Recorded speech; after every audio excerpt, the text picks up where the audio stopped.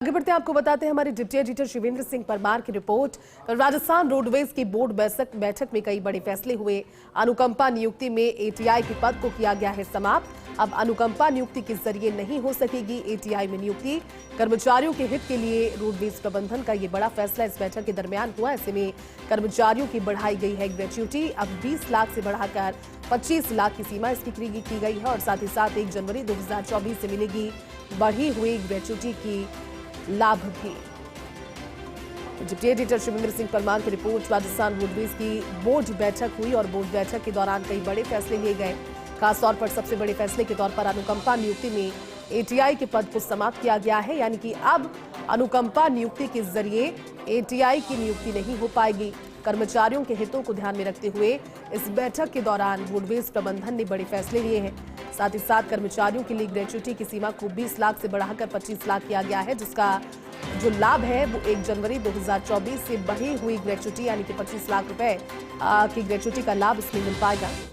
Deputy editor Shivendra Singh Parmar जुड़े हैं ज्यादा जानकारी के साथ। शिवेंद्र, राजस्थान रोडवेज की बोर्ड बैठक हुई और इस बैठक के दरमियान कई बड़े फैसले लिए गए।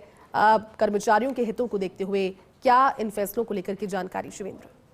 देखिए, बड़ी खबर है क्योंकि राजस्थान रोडवेज की बैठक में यूँ तो कई फैसले लिए हैं, पर 2 फैसलों पर हमने फोकस किया है और ये फैसले हैं। एक तो अनुकंपा नियुक्ति में एटीआई के पद को समाप्त कर दिया गया है। ये बहुत बड़ा फैसला है क्योंकि अनुकंपा नियुक्ति में अभी तक एटीआई पर सीधी नियुक्ति हो रही थी और इसका नुकसान ये हो रहा था कि रोडवेज का जो संगठनात्मक ढांचा है कर्मचारियों का वो गड़बड़ा रहा था। क्योंकि अगर मान लीजिए अनुकंपा से नियुक्ति पाकर कोई व्यक्ति एटीआई बन गया तो उसकी आगामी पदोन्नति एटीआई से ऊपर होती थी और जो लोग कई सालों से रोडवेज में नौकरी कर रहे हैं, जिनकी ग्रेड या जिनकी पोस्ट एटीआई से नीचे है, वो प्रमोशन नहीं पाते थे और जो अनुकंपा नियुक्ति से आते थे वो एटीआई से ऊपर तक प्रमोशन पाते ही चले जाते थे। और कई बार ऐसा भी देखा कि फर्जी दस्तावेज बनाकर भी लोग एटीआई बन जाते थे अनुकंपा नियुक्ति में। तो ये बड़ा फैसला लिया है बोर्ड बैठक में जी। अब एटीआई पर नियुक्ति